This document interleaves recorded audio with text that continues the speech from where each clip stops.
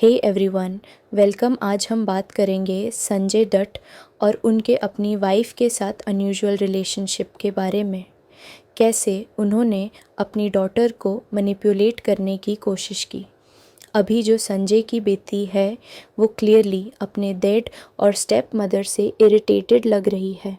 Sanju film के through Sanjay Dutt का image white wash करने की बहुत कोशिश हुई। मतलब एक परफेक्ट नैरेटिव सेट किया गया था जो देखकर शॉकिंग लगा। 30 रात गर्लफ्रेंड्स के साथ इन्वॉल्व्ड होना एक अचीवमेंट जैसे शो किया गया, जैसे उस पे प्राउड फील करना चाहिए। अगर ये एक फिक्शनल कहानी होती तो एग्जैजरेशन समझ आता, बट ये तो एक रियल पर्सन की बायोपिक थी। स्टिल उसमें संजय दत्त को प्रॉपरली कॉल आउट नहीं किया गया। इवन उनकी डॉटर ओपनली बोल चुकी है कि जस्ट बिकॉज कोई फैमिली है इसका मतलब ये नहीं कि वो आपको मैनिपुलेट या मिसट्रीट करे। संजय दत्त ने अपनी बड़ी बेटी को इग्नोर कर दिया अपने दूसरे फैमिली के लिए। त्रिशाला दत्त ने बहुत कुछ फेस किया ग्रोइंग अप। जब वो 20 की थी तभी संजय ने डिसाइड किया कि वो तीसरी बार शादी करेंगे, और इस बार मन्याता से जो सिर्फ 30 की थी, बस 10 साल बड़ी त्रिशाला से। सोचो कितना ऑकवर्ड होगा। पहले भी एक स्टेप मॉम आ चुकी थी त्रिशाला के लाइफ में, बट चीटिंग की वजह से डिवोर्स हो गया और फैमिली में केओस क्रिएट हुआ। रिसेंटली त्रिशाला ने सोशल मीडिया पे अपनी फैमिली को मैनिपुलेटिव बोला। उसने लिखा था, not everyone who shares your blood deserves a place in your life. कभी कभी जो लोग तुम्हारे लाइफ में सबसे ज़्यादा इनवैलिडेटिंग और डिसमिसिव होते हैं वो ही तुम्हारी फैमिली कहलाते हैं। तुम अपना पीस प्रोटेक्ट करने के लिए लो कांटेक्ट या नो कांटेक्ट चूज़ कर सकते हो। फैमिली होने का मतलब फ्री पास नहीं होता तुम्हें मिसट्रीट या गिल्ट ट्रिप करने का। उसने और भी कहा कि जब एक पेरेंट फैमिली के इमेज को ज़्यादा वैल्यू देता है इंस्टेड ऑफ अपने घर के असली फीलिंग्स को, तो वही सबसे बड़ा प्रॉब्लम होता है। पिछले साल भी त्रिशाला ने अपने एब्सेंट फादर के बारे में इनडायरेक्टली पोस्ट किया था। Sometimes N absent parent is a blessing in disguise, क्योंकि उनके डीमंस तुम्हें और ज़्यादा हर्ट करते हैं उनकी एब्सेंस से भी। ये क्लियर है कि संजय एक एब्सेंट फादर रहे।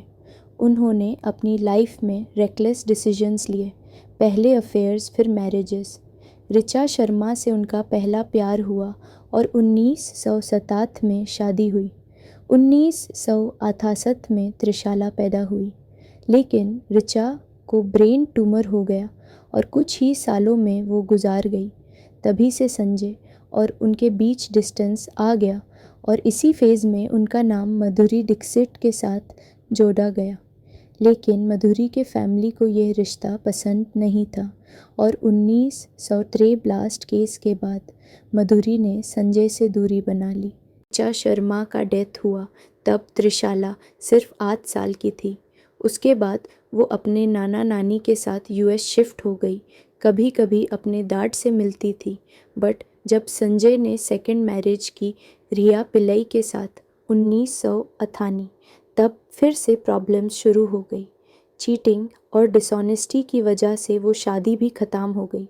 फिर आए संजय की current wife Manyata, real name Dilnawaz Sheikh.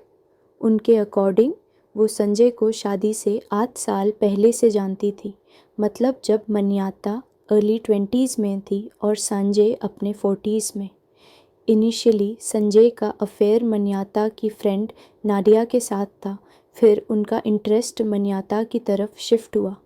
तब तक वो रिया से लीगली शादीशुदा थे। डिवोर्स फाइनलाइज होते ही 2008 में उन्होंने मन्याता से शादी कर ली।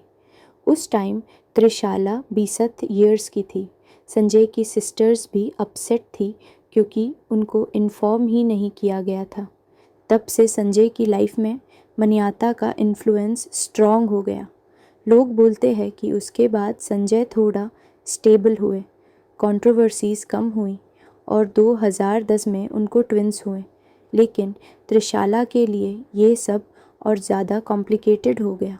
शादी के कुछ साल बाद संजय को जेल जाना पड़ा और 2016 में रिलीज़ हुए। फिर 2018 में संजू फिल्म आई जिसमें एक डेस्परेट अटेम्प्ट था उनका इमेज रीबिल्ड करने का एंड लार्जली सक्सेसफुल भी हुआ। लेकिन जहां उनके फादर सुनील दत्त ने उनको हमेशा सपोर्ट किया इवन जब वो ड्रग्स में फेस थे, वहीं संजय अपनी बेटी त्रिशाला को वही सपोर्ट नहीं दे पाए। Even national girl child day पे संजय ने अपनी छोटी डॉटर के साथ फ़ोटो पोस्ट किया बट त्रिशाला को कम्प्लीटली इग्नोर कर दिया। ऑडियंस ने भी नोटिस किया और क्वेश्चंस रेज़ किए। मीडिया के लिए अपना इमेज मेंटेन करने के लिए शायद वो त्रिशाला को कांटेक्ट करते हैं बट उसके लिए ये सब फ्रस्ट्रेटिंग है। तो आपको क्या लगता है, संजय दत्त अपनी न्यू फैमिली के वजह से त्रिशाला को इग्नोर कर रहे हैं?